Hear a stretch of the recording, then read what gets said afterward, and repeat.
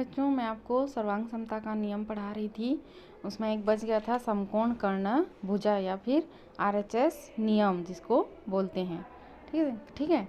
समकोण कर्ण भुजा मतलब किसी भी त्रिभुज का एक कर्ण और एक भुजा दूसरे त्रिभुज के एक कर्ण और एक भुजा के बराबर हो तो वहाँ पे समकोण कर्ण भुजा सर्वांग समता होता है। इसको उदाहरण के माध्यम से आपको मैं बताऊंगी तो परिभाषा समझ में आएगा।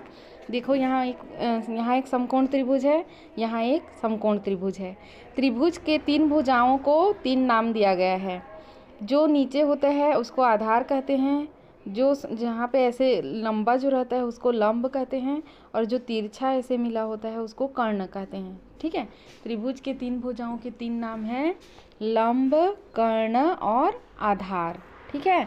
तो आपका जो परिभाषा बोल रहा है किसी भी त्रिभुज का कर्ण, ये कर्ण है या विकर्ण जो भी बोल सकते हो, किसी भी त्रिभुज का कर्ण और एक भुजा, ये भुजा हो या ये भुजा हो, एक भुजा दूसरी त्रिभुज के कर्ण और एक भुजा के बराबर हो तो वहाँ पे समकोण कर्ण या RHS सर्वांग समता होती है।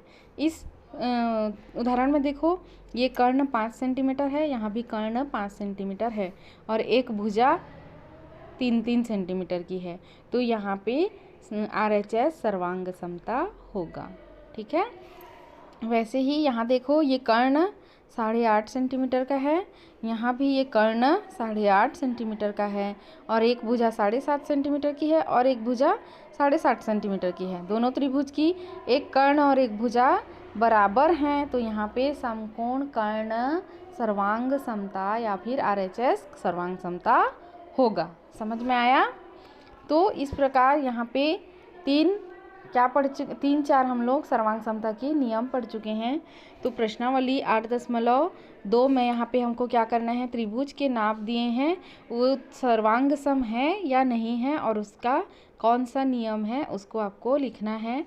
कुछ आपका क्या हो गया था, बन गया था, मैं बता दी थी। ठीक है।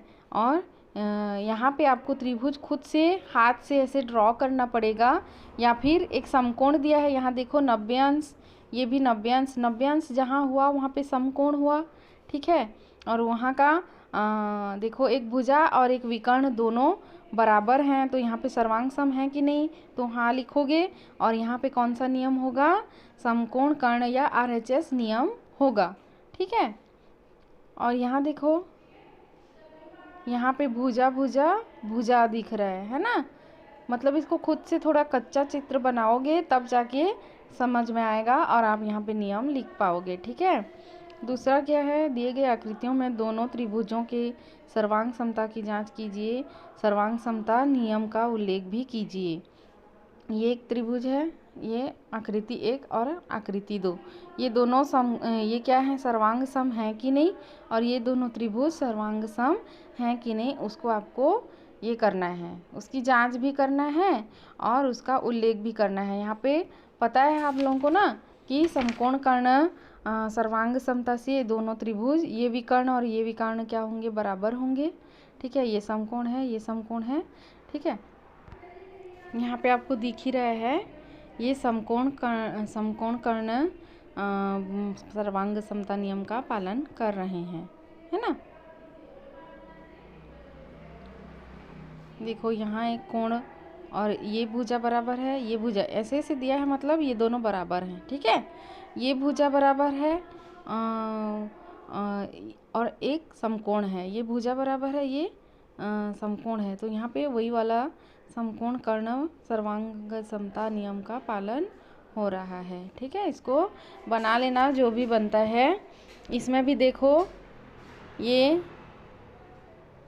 समकोण कर्ण सर्वांग समता है यहाँ पे, और यहाँ पे ये सर्वांग सम नहीं है क्योंकि इस त्रिभुज और इस त्रिभुज की भुजाएं की माप क्या है, अलग अलग हैं। वैसे ही यहाँ पे दिया गया है AB बराबर AD और कोण DAC बराबर कोण BAC, ये कोण और ये कोण बराबर है और एक भुजा बराबर है, तो भुजा कोण भुजा से सर्वांग सम होंगे। तो इस प्रकार इसको आप लोग बना सकते हो। जो नहीं बनता है मेरे को पूछना, बन जाएगा, मेरे ख्याल से सब कुछ बन जाएगा, है ना। फिर अगला चैप्टर हम लोग पढ़ेंगे, क्या है अगला चैप्टर, बीजी व्यंजकों पर संक्रियाएं। अभी तो फिलहाल इस चैप्टर को कंप्लीट कर लो, है ना।